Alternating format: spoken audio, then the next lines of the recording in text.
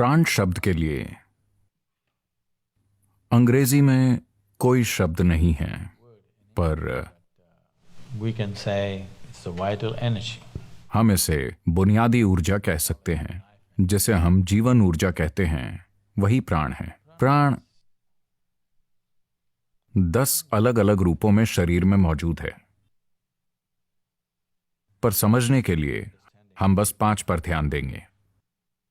इन 5 को Or refer to as 5 वायु या पंचवायु कहते हैं। ये प्राणवायु, समान वायु, उदान वायु, अपान और व्यान हैं।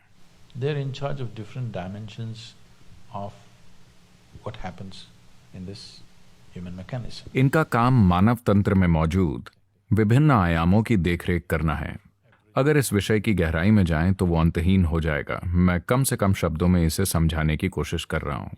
देखरेख करना यानी यम मतलब नियंत्रण करना, प्राणायाम मतलब वो विधि जिससे आप इन 5 को कंट्रोल करना चाहते हैं। क्योंकि आपका शरीर कैसे काम करता है, आपका मन कैसे काम करता है, पूरा शारीरिक ढांचा कैसा है, ये मानव तंत्र कैसे काम करता है, ये प्राण ऊर्जा से तय होता है। ये एक ऊर्जा है, ये एक बुद्धिमान ऊर्जा है, यानी इसमें एक खास मात्रा में याददाश्त है। हर इंसान के कर्मों की याददाश्त इस ऊर्जा पर छपी होती है। तो हर इंसान में प्राण अलग तरीके से काम करता है, हर व्यक्ति के लिए बिल्कुल अलग। ये बिजली की तरह नहीं है। बिजली स्मार्ट नहीं होती, उससे रोशनी होती है। रोशनी का बल्ब और कैमरा चल सकता है, इससे एयर कंडीशनिंग चल सकती है, ये लाख चीजें कर सकती है, पर अपनी बुद्धि के कारण नहीं। ये एक ही काम करती है हमेशा। किसी विशेष उपकरण के कारण एक निश्चित चीज होती है। पर मैं आपको बता रहा हूं, यह भविष्य में होगा कि आपके पास स्मार्ट बिजली हो सकती है। यह बहुत दूर नहीं है।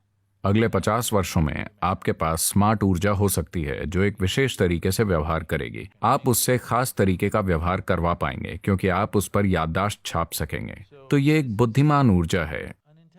इसमें एक निश्चित मात्रा में छाप है। इस वजह से ये हर व्यक्ति में अलग तरीके से काम करती है। तो प्राणायाम का एक बहुत विशेष रूप वो होता है जिसमें हम विशेष रूप से किसी व्यक्ति के लिए कुछ डिजाइन करते हैं, क्योंकि वो एक अलग इंसान है। उसके लिए उस स्तर पर आने के लिए एक सामान्य प्राणायाम जरूरी है जो 5 वायुओं का ध्यान रखेगा। अगर इन 5 वायुओं पर महारत हो Over these 5 vayus, there is no such thing as तो शारीरिक बीमारी या विशेष रूप से मानसिक बीमारी हो ही नहीं सकती। अगर कोई अपने प्राणों को अपने हाथों में ले लेता है तो बाहरी वातावरण जो भी हो, जो भी कंपन, in terms of reverberations, waves, तरंगें, भावनाएं या दूसरे कोई भी दबाव हो, कोई फर्क नहीं पड़ता। उस व्यक्ति के मानसिक संतुलन की 100% गारंटी है जो अपने प्राणों को संभाल लेता है। संतुलन से मेरा मतलब है, शायद डॉक्टर आप में से ज्यादातर लोगों को असंतुलित नहीं बताएंगे, पर कई लोग मानसिक रूप से असंतुलित हैं। मान लीजिए आपका हाथ ऐसा है, मान लीजिए कि यह हाथ अभी उछलने लगे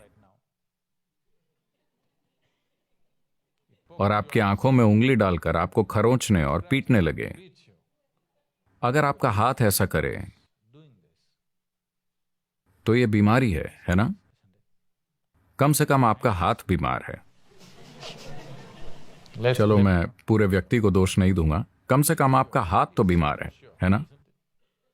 ज्यादातर लोगों का मन बस यही कर रहा है। हर दिन ये आपको अंदर से खरोंचता है, रुलाता है, बावला बनाता है, चिंता देता है। दुख की कई किस्मों में ये कई बार आपकी अपनी आंखें नोच लेता है। क्या ऐसा नहीं है?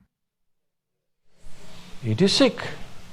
ये बीमार है। शायद समाज इसे स्वीकार ना करे, पर यह बीमार है। तो जो अपने प्राणों को अपने हाथों में ले लेता है वो 100% भरोसा कर सकता है कि उसका मानसिक संतुलन बना रहेगा। आप उसे नहीं हिला सकते। शारीरिक संतुलन भी होगा, पर शारीरिक बीमारियां कई कारणों से हो सकती हैं। एक बात है इन्फेक्शन और दूसरे सूक्ष्म जीव जो जीना चाहते हैं। हाँ, वो जीना चाहते हैं। एक और चीज है विभिन्न प्रकार के रसायन और जहर जिन्हें हम जाने अनजाने में निगल सकते हैं, और उससे कई चीजें हो सकती हैं। तो शारीरिक बीमारियां, मैं कहूंगा कि 90% तक गारंटी है कि ऐसा नहीं होगा, लेकिन मानसिक खुशहाली की 100% गारंटी है।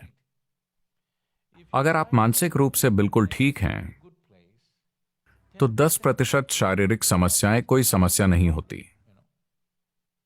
वो कोई समस्या ही नहीं है। ज्यादातर समय शरीर में जो छोटी मोटी चीजें होती हैं उनसे फर्क नहीं पड़ता। आपके मन में जो प्रतिक्रिया होती है वही समस्या है ना? हाँ, है ना?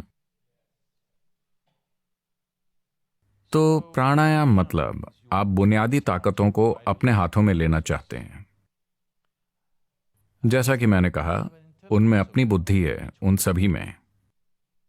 जन्म के दौरान, गर्भधारण के बाद वो नवजात शिशु में जैसे प्रवेश करते हैं और वो मृत शरीर को जैसे छोड़ते हैं, इससे साफ पता चलता है कि उनमें अपनी एक बुद्धि है।